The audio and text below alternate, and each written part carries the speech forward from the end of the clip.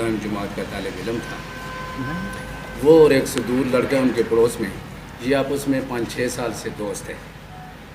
کل 3 بجے اس نے گھر سے بلایا کہ نیچے خوڑ میں جا کر نہانے کے لیے جاتے ہیں۔ جب وہ کٹھا پانی میں پہنچ گئے، وہاں پر غسل وغیرہ کیا، تو اتنے میں ایک دوسرا لڑکا فرمان اللہ یہ بھی ان کے پاس آ کر بیٹھ گیا۔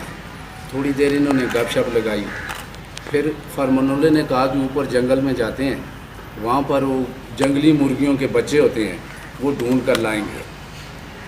یہ تینوں ادھر جنگل میں چلے گئے۔ جب ویران جگہ پہ پہنچے تو ان دونوں نے اس کو کہا کہ سلوار نکالو، بدفعلی کی نیت سے۔ تو اس نے مزاحمت کی ان کے ساتھ، تو انہوں نے اس کو قابو کر کے دھکا دے کر پہاڑ سے نیچے گرا دیا۔ وہاں پر وہ شدید زخمی ہو گیا اور یہ موقع سے بھاگ گئے۔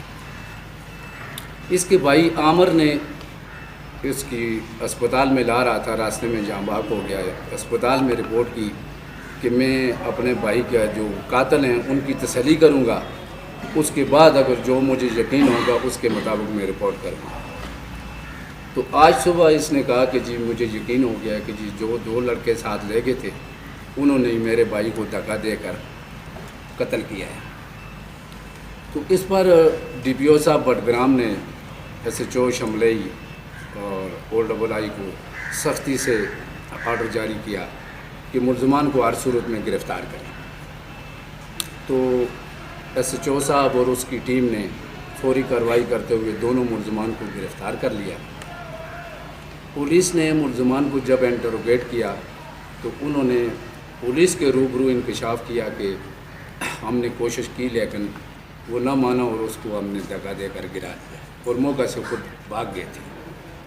تو جو کمپلیننٹ عامر ہے عاطف کا بھائی، اس کا ہم نے بیان بھی ریکارڈ کیا، اس کے بعد کورٹ میں پیش کیا۔ وہاں پر اس نے 164 کا بیان دیا ہے، جس پر مقدمہ رجسٹر ہو کر 302 کا تفتیش شروع ہے۔